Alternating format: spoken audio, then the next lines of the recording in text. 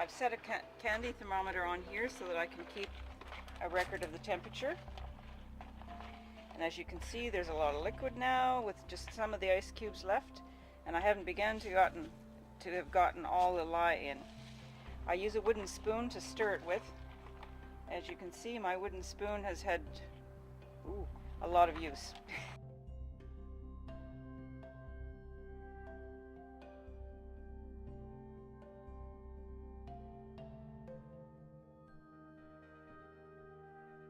That's why I'm wearing gloves, because if you splash some of this solution on your hands, it will burn. When you say 100 degrees, is that 100 Celsius or 100 Fahrenheit? 100 Fahrenheit. Okay. Just keep stirring until all the ice cubes are gone and all the lye is completely melted.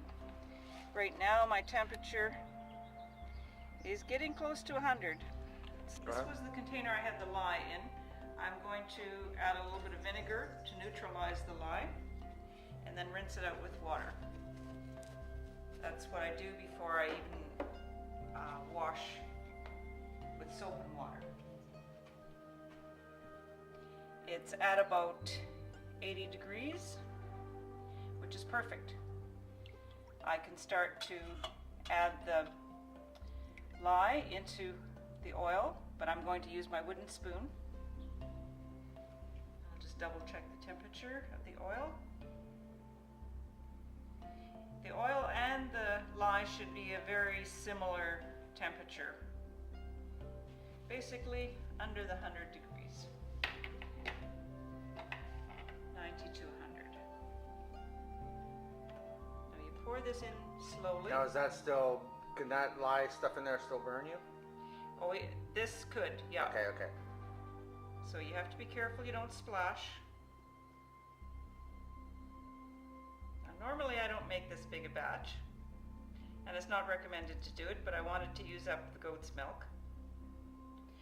I'm going to use a mixer. This stirs it much better than you can by hand, but it also quantifies much faster.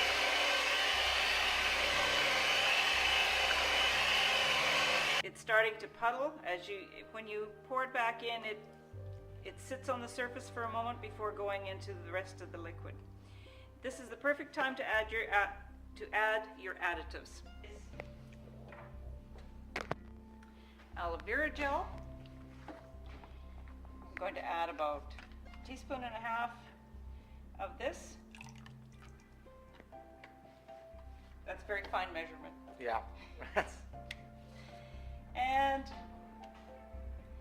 about a teaspoon or a teaspoon and a half of vitamin E, which is very good for the skin.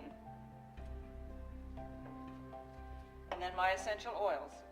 The essential oils is what I use as a perfume. It's also a very good preservative. I have measured it out ahead of time and added the oils into a little bit of oil, just vegetable oil, olive oil, and it helps. So what kind of oil is that? In this particular recipe, I have lavender, orange, mint, rosemary, a little bit of helichrysum, a little bit of lemongrass, and a little bit of rose. I have quite a few different types of oils. It's not necessary to add all these different ones. You can simply use lavender or any oil, essential oil, depending on what fragrance you want. There's lots of wonderful recipes on the net.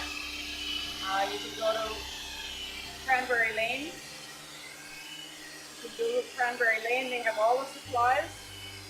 Also there's a salt calculator online that you can simply make up your own variety of soap, depending on what kind of oils you want to use.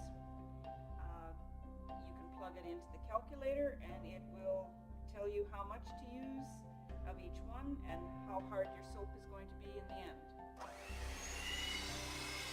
I'm still looking for the 100 degrees, which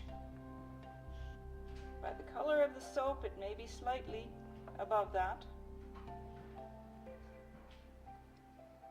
So I've reached 100 here now and it's still going up. So I need to cool it down. So then you're looking for the 80 degree mark, or No, just so long as it stays under 100. It's just basically at 100 or a slight bit above, which is still okay.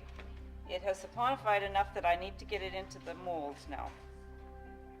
So I'm going to put it into molds, and then what I will do is I'll pop it into my freezer, and that will cool it down. Once it's saponified, I'll need to cut it into bars. But it's got a decorative top, which makes it interesting.